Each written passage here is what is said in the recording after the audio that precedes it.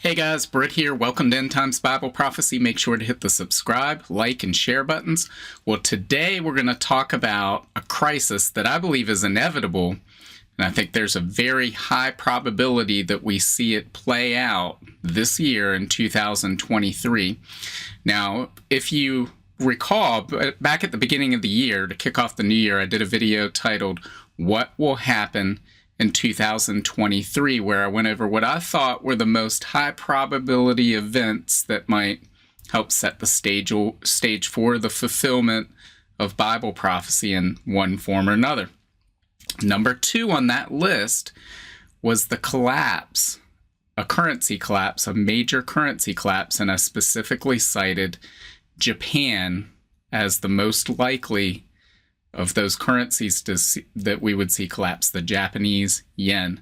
So I think we very well may see that happen this year. There's an article that came out that I want to highlight because I believe this is a really big deal. We could very well see some major events occur this year that really change the alignment of nations and the alignment of power globally in the months and years ahead, and all of that's going to play out very soon. So I want to look at this article right here. This is from John Rubino and his Substack. I'm going to link to this in the article. I encourage you to go sign up. You can sign up for this for free and check out what he has to write about, because he has a lot of good articles on this site. So this one is titled, How a Country Goes Bankrupt in 10 Steps. It says gradually, then suddenly, 2024, he's got a question mark.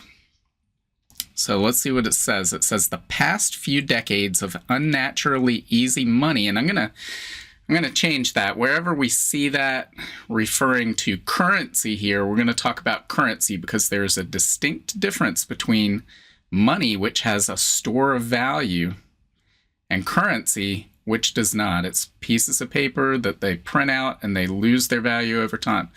So we're going to reread that and say the past few decades of unnaturally easy currency have created a world of moral hazard in which a ridiculous number of people borrowed far more than they should have. Now, with currency getting tighter, not just businesses and individuals, but some governments are staring at the suddenly part of that old saying about bankruptcy. I think what he's referencing here is Ernest Hemingway was once asked, how did you end up going bankrupt? And he said, well, very slowly at first, and then all at once, right? So that's how it happens. I mean, you're not bankrupt until the last penny's gone, and well, then it sets in pretty suddenly. But notice what he says here. He says, not just businesses and individuals, but some governments. And we just talked about this, I think it might have been this week, about how in 2008, 2009, we saw companies and businesses go bankrupt, but the next crisis would see governments going bankrupt. So he says, Japan is the poster child for the slow walk toward, then quick rush over a financial cliff. Here's how it works for a government in 10 steps. Step 1, build up massive debt. A bursting real estate bubble in the 1990s confronted the Japanese government with a choice between accepting a brutal recession in which most of that debt was eliminated through default, or simply bailing out all the zombie banks and construction companies and hoping for the best. They chose bailouts, and federal debt rose from 40% of GDP in 1991 to 100% of GDP by the year 2000. I want to stop right there and think for a moment, does that sound familiar in any way? Because as we get to the end of this, we're going to talk about what are the larger implications of all of this. And this isn't just Japan. The United States has done the same thing. We could just replace this to a bursting real estate bubble in 2008. Confronted the United States government with the choice between accepting a brutal recession or bailing out the banks and creating these zombie corporations and transferring all of that bankruptcy that should have occurred, just getting transferred to the back of taxpayers, put on to the government's balance sheet in the form of debt. And so that's what we saw in Japan. That's what we've seen in the United States. And I think we're going to, well, let's just read on. So he says, step 2, lower interest rates to minimize interest expense. Paying 6% on debt equaling 100% of GDP would be ruinously expensive. So the Bank of Japan pushed interest rates down as debt rose, thus keeping the government's interest cost at tolerable levels. Step 3, continue to borrow at virtually no cost. While interest rates fell, the zombie companies soaking up public funds were joined by a growing number of retirees who began drawing on Japan's versions of Social Security and Medicare. Government spending, as a result, continued to rise and deficits kept growing, further intensifying the pressure to lower interest rates. The Bank of Japan began buying bonds with newly created currency, their yen, to force interest rates down to zero and even below, meaning the remaining private sector buyers of Japanese government paper debt actually paid for the privilege to buy that debt. Since the government now earned money by borrowing, there seemed to be no reason to stop, and debt soared to the current 262% of GDP, which might be the highest figure ever recorded by a major government. Step number 4, experience sudden, sharp inflation. In 2022, all that new currency finally caused the inflation that critics of easy money had been predicting. Japan's official cost of living is now rising at a 4% annual rate, making the real yield on 0% government bonds negative 4%. Step number 5, experience a plunging currency. With most other central banks tightening to combat inflation, the Bank of Japan kept buying bonds to keep its interest rates low. Investors noticed this yield differential and stopped buying yen-denominated paper, sending the yen's exchange rate down sharply versus the US dollar. And we've talked about this in past videos when these occurrences have happened. And here we are. We're on course with this 10-step process that John Rubino is talking about here. So step number 6, reluctantly allow interest rates to rise. Also in 2022, the Bank of Japan realized that unless it wanted to buy all the paper the government was issuing, which to me, and again, we talked about this when they did these things, how is this different than a Ponzi scheme? So you issue debt, you trade that, and you buy something real with it. And then you create this piece of paper or ones and zeros on a computer and exchange that for the debt that you just... How are you actually creating anything useful? It's a Ponzi scheme. It's going to fall apart. And that's why he's writing about this and why this is an inevitable crisis. It says, it would have to let interest rates rise a bit, which they very quickly did from 0% to 0.25% and then 0.5%, which I think is still abysmally low. You're lending yen to the Japanese government for 10 years, and for that privilege, you get 0.5% back in return for a currency that's likely going to be completely worthless 10 years from now. I don't think that's a very good deal, but for some reason, this continues. So he writes on, he says, step 7, get swamped by interest expense. Now all the debt issued or rolled over by Japan's government carries a cost, because before it was at 0%. Let's say the average yield rises to the current 0.5% on debt equaling 260% of GDP. Then interest expense equals 1.3% of GDP, a crushing burden that adds to already massive deficits, raising overall debt and therefore interest expense going forward, meaning it's unsustainable. They can't continue to have really any real interest rates whatsoever on their debt, or the whole thing falls apart. And if they continue to suppress them, then their currency will collapse and become worthless. So let's read on. He says, now for the suddenly part. All of the above, so steps 1 through 7, has either happened or is happening.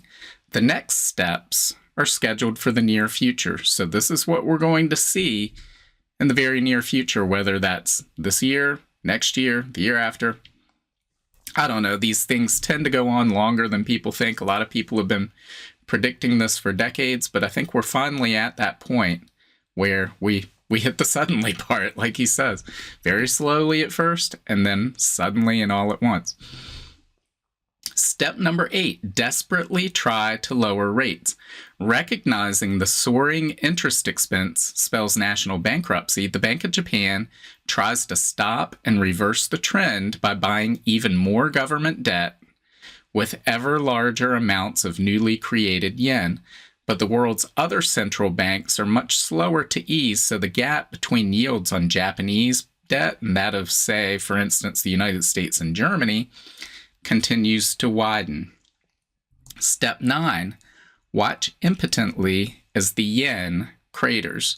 With government debt rising parabolically and no one other than the Bank of Japan willing to buy the resulting tsunami of paper, Japan enters the realm of full-on modern monetary theory, where the government just finances itself with newly created currency. The rest of the world, recognizing the inflationary implications, dumps the yen and the currency's exchange rate goes into free fall. Another way of saying that is hyperinflation. A falling currency raises the cost of imports, which increases inflation, which weakens the yen further, putting upward pressure on interest rates, and so on, in what headline writers call a death spiral. Step number 10, game over. Japan is forced into an official devaluation currency reset, which limits its ability to spend and inflate going forward. Everyone who trusted the government and held the old currency is impoverished, while those who recognized the scam and converted cash and government bonds into real assets is enriched. It's a familiar story, but this time it's happening in a serious country. So guys, he says this is a familiar story because this has happened many times in the past. Look at Hungary and Germany post-World War I. Look at Zimbabwe. If we go back and look at Hungary and Germany, there were many people who had been part of the civil service prior to World War I who had retired with pensions that put them firmly in the middle class and upper middle class. They had enough currency coming in every month from that pension to live a nice lifestyle in retirement. But shortly after the war, when the hyperinflation kicked in and their governments were printing this currency, they became impoverished, just as John Rubino writes here. So that's what we're looking at for people who, as he said, trusted the government and hold the currency, who are dependent on the government for that currency, who are dependent on pensions. This is not going to end up well because they are going to simply devalue the currency. The value of the currency is going to eventually reach zero because people will wake up to the fact that we're just talking about pieces of paper or ones and zeros on a computer. There's no real value there. So what does all this mean, guys? How does this relate to the world you live in? How does this relate to Bible prophecy and the potential fulfillment of Bible prophecy? I think it relates to all those things because some of you might say, well, I don't live in Japan, so I'm not going to be impoverished if this happens. No problems for me. Keep in mind, if this happens in Japan, and if you do live in Japan, you would be looking at massive social unrest, changes in government, riots, chaos, impoverishment if you're one of these people that's dependent on the government. So it would have major implications if you're living in Japan and you haven't traded that currency for real things, as John Rubino says. But also, we live in a global economic system. We have a global financial system. And so what happens in Japan doesn't impact only Japan. There are leveraged hedge funds, financial institutions, and individuals all over the world who are invested in Japanese government debt, Japanese stocks, Japanese real estate, who would be impacted by this. There are derivatives built off of everything going on in the Japanese economy. There's trillions of dollars in derivatives in the global financial system. And we have the potential for a huge blow up and a contagion effect on the financial system.